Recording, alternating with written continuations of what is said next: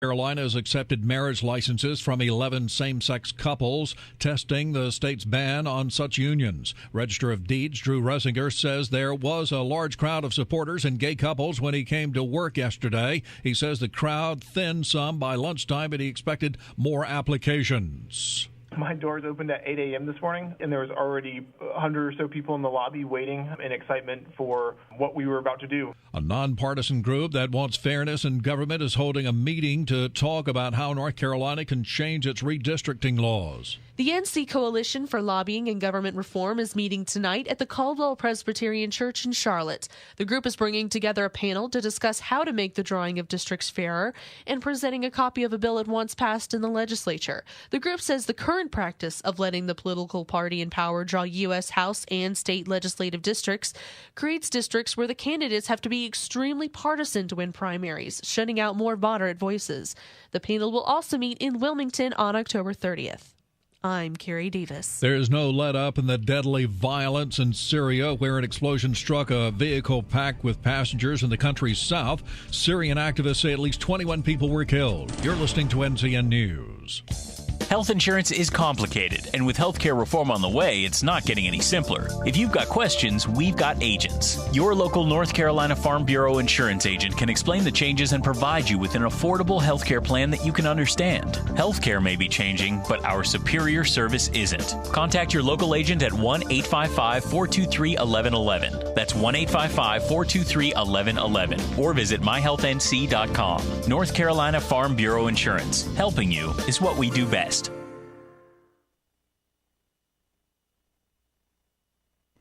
Join Big O Country this Saturday, October 19th, for our live broadcast during the big health fair flu shot clinic at the Falston Pharmacy on Highway 18 in Falston. We'll be there from 10 a.m. till 2 p.m. with free hot dogs, chips, and soft drinks. Plus, register to win some great prizes, including a weekend at Myrtle Beach, Renaissance Festival tickets, Southern Christmas Show tickets, free rounds of golf at Pine Mountain Golf Course, What's Up Shopper t-shirts, and more. Plus, when you get a flu shot, your name will be entered into a drawing for a free $50 gift card from the Falston Pharmacy. So plan now to be there and get ready for flu season during the big health fair flu shot clinic this Saturday, October 19th.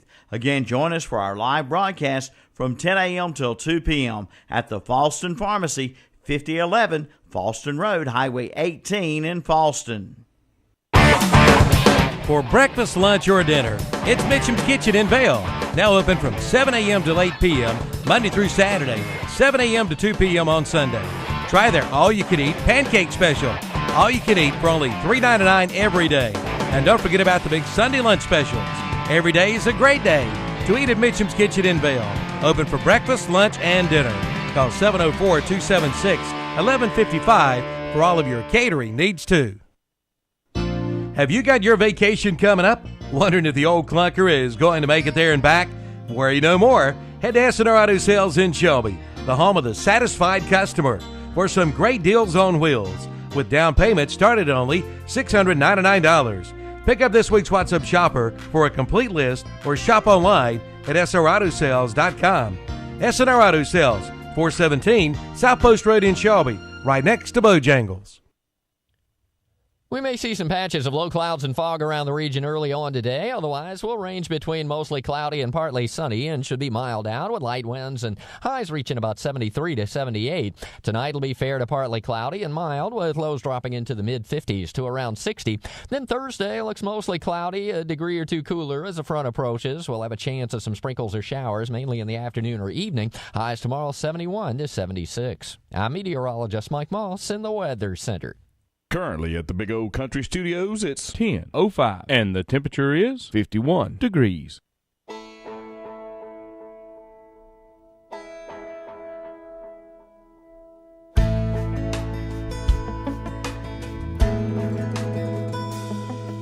If I could write a letter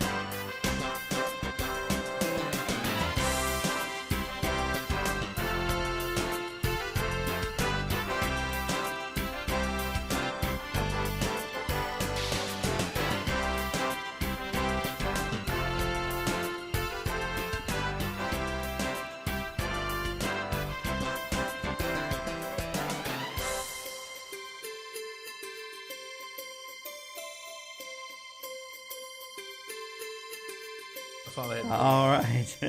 Good morning, everyone. It's time now for the community profile, I think, on Big O Country, WLON, WOHS, and WCSL, and KTCBroadcasting.com. We'll finally get started here, Sandy. Yeah, okay. All right. Milton Baker here, along with our co-host and executive producer of the show, Miss Sandy Alexander there. Good morning again, Sandy. Good morning, Milton. Will you please, without further ado, introduce our guest for today on the show? I'll be happy to. Today we have Reverend Keith Dixon from the Greater Cleveland County Baptist Association. Did I say that properly? You did say that, and that was great. Thank you very It's much. great to be with you today. It was good to have you back. I think you came January or February or something like that. Somewhere. No, wait a minute. It was before. It had to be before Christmas. Yeah, last year. Yeah, I can't remember. It might have been November or something. I can't remember quite. So a lot of rain since then. You know? A lot of rain. A lot of water under the bridge too. Yeah. Right. Some of the bridges washed out. Well, we've been talking about, this week we had the Christian Ministries of Lincoln County talking about, the people that they feed and the shortage of food that they have. And, I know the economy we have is, terrible. And we just kind of wanted to know what the Greater Cleveland County Baptist Association, what you have in place for folks out there that need help. Okay. Well, I appreciate the opportunity to come, and there is a tremendous amount of need in Cleveland County as well as the surrounding counties around us. And we have several things that we're involved in and opportunities for people to get food. Of course, for years, I guess for 30, 40 years, we've been doing a lot of assistance with the food pantry. We have a clothes closet, that kind of thing, that meet a lot of needs, and also have some opportunities where we do share the warmth with Duke Power. We are the, don't like to call it agency, but that's what they would call us, that helps distribute their Share the Warmth funds. And to help people with power bills and many, several other things like that. So if you can take some pressure off of one place, then it helps you buy food, that kind of thing. Yeah. And even at times have some opportunity to help people with life-saving medications and those kinds of things, because that cost has risen like everything else. But with the nature of food, we're doing. We have a lot of our churches. Contribute food to our food pantry, and the way we do ours is if people have a need, then we ask them to call and make an appointment with us, and we like to sit down and talk to the folks. Kind of see what their situation is. You hate to in this day and time make sure it's legitimate need, but we feel like that's an important thing for us to be good stewards of what people have given to us, so that the people that really need it can get it. And then it also gives us an opportunity to talk to folks, because folks who are going through crisis, they're in tough times. A bag of food is one thing, but sometimes if you can give them some wise counsel, just kind of talk to them, see where they are, and maybe encourage them, in some ways that might help them, then we certainly like to take that opportunity as a ministry. We also work in conjunction with other agencies in the county. We're not certainly the only one by any stretch of the means. There's UCAN, is what they call it. It's up in Lawndale, and they do some food and some assistance with different aspects of need as well. Kings Mountain Crisis Ministry is also a ministry that we partner with as well, and they do some food, try to help with power bills or whatever it might be. And so a lot of times what we have to do is coordinate help, because no one entity has enough money to take care of everything. So sometimes if they can give a little, we can give a little, another can give a little, then we can come up with a kind of a package thing, that kind of stuff. In all of Cleveland County, there's not just one particular agency that blankets the entire county. It's individual areas have their own. Well, they have their own, but we do work together. Yeah, and that's one of the together. good things about it is you don't have to. One of the things we found out that is true is a lot of people don't have the transportation who really have a need to come to Shelby. And so that's one of the good things about having some opportunities in different parts of the county is they don't have to drive all the way to Shelby or all the way to Kings Mountain or all, to get something, because they just don't really have the gas money, or the transportation. They may not even have a car. That's a real issue in this county that a lot of people aren't aware of. But a lot of our churches in our association, and I'm sure some of the other churches in our county, have food pantries as well. We encourage that, because the churches can meet the needs of people in their community, and they usually know them, and if there's greater needs, then they can take the initiative to help them as well, not just wait for people to come, because we're limited in a way as to how much we can help them down the road, that kind of stuff.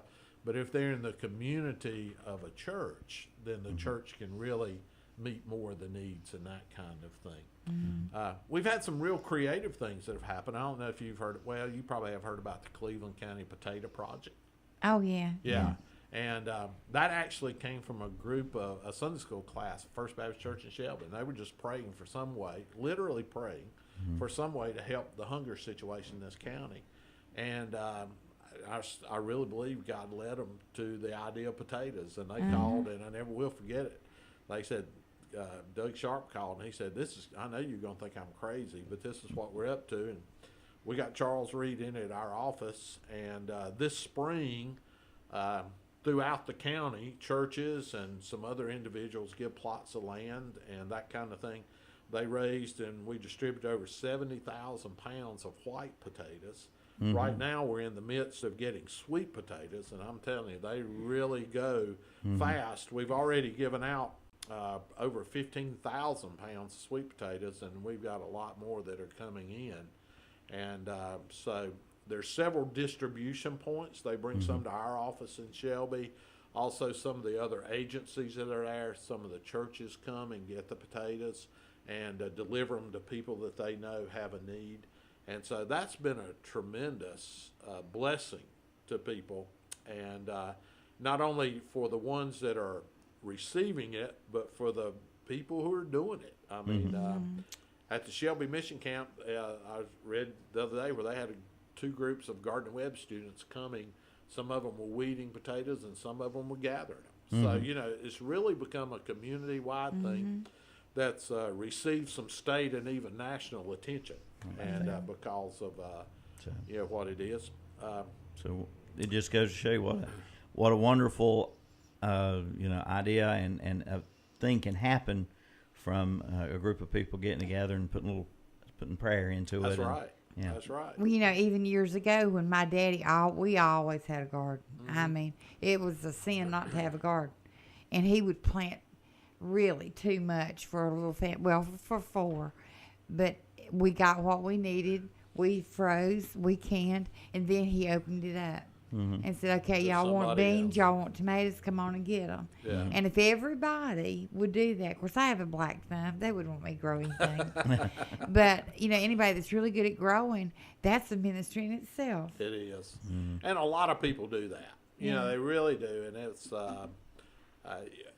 we live in a county that has a big heart. We really do. Because with the economics, I think, in our county and the helping agencies that we have, and the way that they work together, we have people who come in from different parts of the state and want to know kind of like our operation, how we do our association, the emergency, and they are just amazed at the different agencies, the volunteers, the different ways that our county joins together and collaborates together to help people in lots of different ways. And it really is something that is unusual in a lot of places in our state. So we're very fortunate with that. And if I could say one other thing that we're in the middle of right now, and that is with the government shutdown that's trickled down to the state, which has also trickled down to the county, the WIC program, for mothers who have young kids and that kind of stuff to help provide formula and cereal and fruit juice and baby food, that kind of thing for children. That has suffered because of this. So we got a call from the folks that do the WIC program in our county, and they asked if there was any way our churches could maybe help out in this. And so we've asked our churches and certainly community to help us provide formula. There's specific kinds of formula and food, baby food, and those kinds of things. Because the mothers who are on this WIC program, I think there's over 2,000. Seems like it's about 2,700 or something like that. Mm-hmm. They cannot get their WIC vouchers renewed right now because of all the government stuff. Mm-hmm. And so we're working with the WIC program to do that. And what they're doing, the people who are in need of this, they are, verifying them, their eligibility, that kind of stuff. And then what they're doing, they're kind of writing us what we call a food prescription is what it is. Mm-hmm. And the folks who are in the WIC program will bring it over to us, the people who are in need for their children's food, the baby's food. And then we will supply with them with the, there are different kinds of formula and all that kind of stuff, special needs and that kind of thing.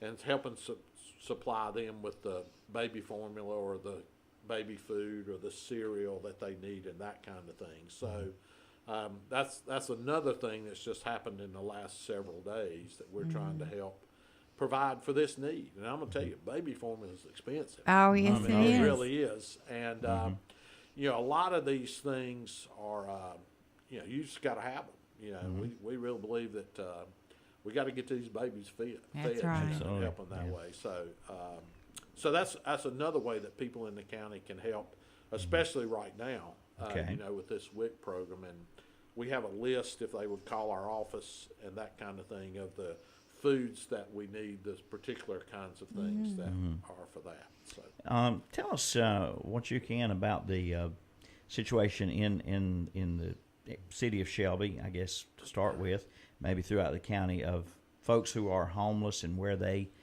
can go for shelter or a hot meal or something like that.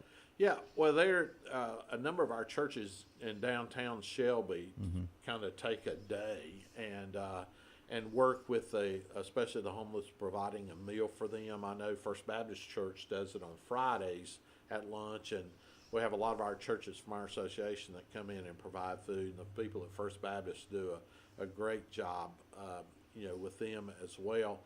I know the Presbyterian Church has a soup kitchen some days, and I can't just off the top of my head recall the others, but there are places that have churches that have meals for the homeless there. Of course, we've got the shelter, and it's for the men and the women, and it's going through some new things and great opportunities, good volunteer opportunities. So to make sure that all of those needs are being met. And so there are places for them to be fed each day, and also places for housing to take place. Yeah. Okay. So if they would just call the association, then they can get these numbers and places. Exactly. Yeah, they could do that. And the number, I'll just give it to you now and give it to you later too. It's 704-481-9119. Okay. Yeah. I was going to ask you a question, and I've gone totally blank here. Sandy, you got anything right now that you want to ask him? Well, it's hard to believe that we've come to this point. Like you said, WIC in the last few days. You see, we didn't think about that, did we? Because that was taken care of. Yeah.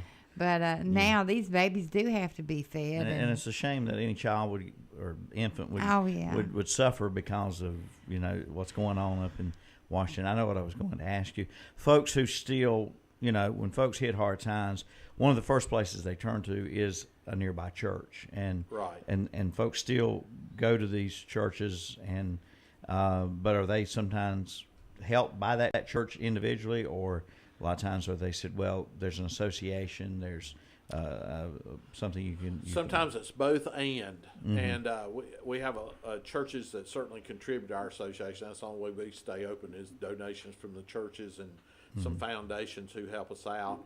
And so some of them will, refer them to us, which we're welcome for them to do that. But a lot of the churches who also give to us have their own food pantries, that kind of thing. We do. And they do it a lot of different ways.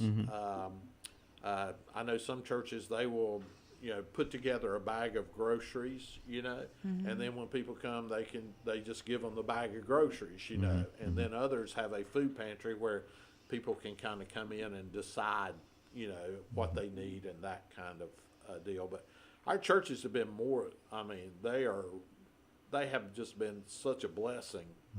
And like I said, more and more of them are filling the gaps in the needs that are there, because one of the real things this time has been with the economy, with the job market the way it is, and people losing their job or going to part-time work, is we have a lot of people who have never ever had to ask for help in their life, and that's tough. Because they don't want to ask for help. Kind of it's that pride thing, and we've always been able to make it, but some can't.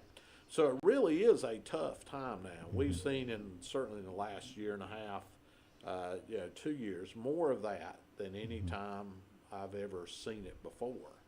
But some amazing stories come out of all this. And if I can tell you one story that I just thought was the coolest thing. We had this lady who came to our office, and she and her husband both lost their jobs, had kids, that kind of stuff. And they just needed food, among everything else, but they needed food. And so we helped them, and I know their church helped them and some other things like that. And so it was several months later, this lady came in the office, and, I just said hello to her because I didn't work with her. Charles Reed, the folks downstairs do most of that. And but I knew her, and so she started telling me her story, how we had helped her. And she come over there that day, and she says, "I've got some food that I'm going to get. We all be here and I can bring it?" And I said, "Yeah." And she said, "Let me tell you the story behind this." Well, we helped her, and then they just really prayed and tried to stay as faithful as they could, scratch by. They both got some employment. And she said she woke up one night, and she said, "It's just like the Lord said, I want you to go help somebody else with some food." And she said, "I never had that experience before, And she said, so I just didn't think much about it." And she said, then the next day, it was just like the Lord kept impressing on her mind, "You got to help somebody." And she said, "Well, Lord, we're in a lot better shape now, and I appreciate it, but how do I do that? Because we don't have extra money, that kind of stuff that much and that kind of thing." And she said, so I set out this morning, and I was going to try to find some way to bring some food, to help somebody.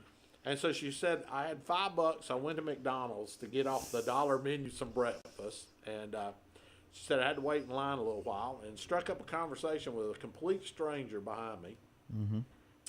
And they got to talking, and so the conversation kind of got to, well, what do you do? What are you up to today? That kind of thing. And she told him, she said, "Well, you're not going to believe this." She said, "But I'm out trying to find some food to try to give at the Baptist Association to help some families." And he said, "Really?" He said, "Why are you doing that?" And she told him her story. And he said, "Well, that's amazing." He said, "I'm the new manager at the Food Line store down here." And he said, "My company has sent me 80 boxes of food to give away.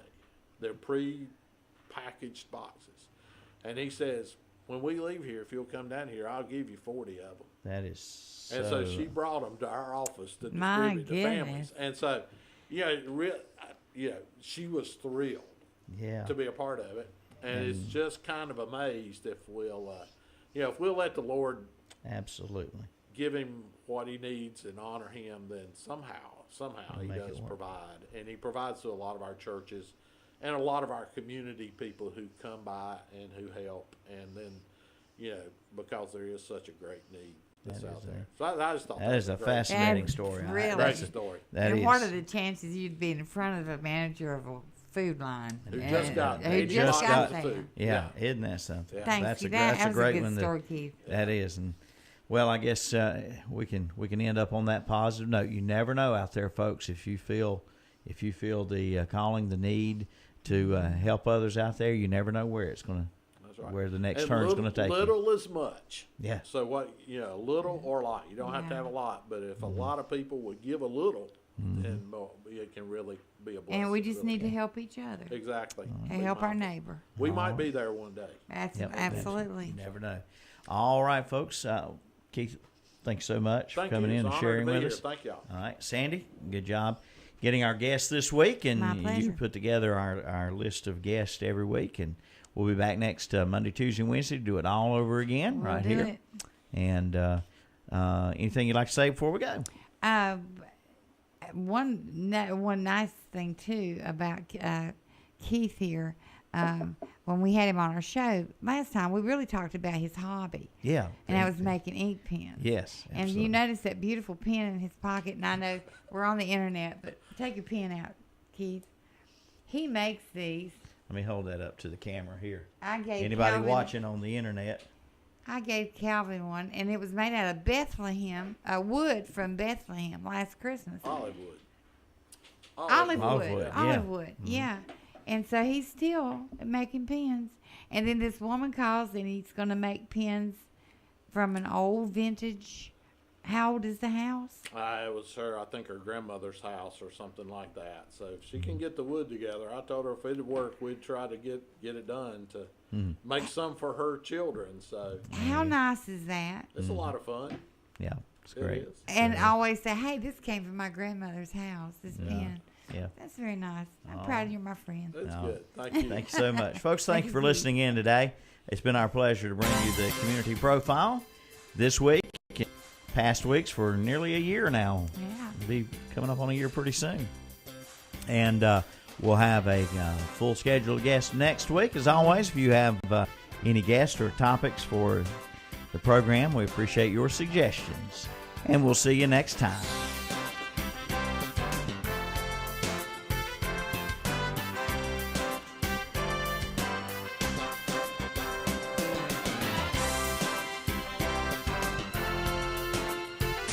All the exciting play-by-play action is here. And here's the kickoff.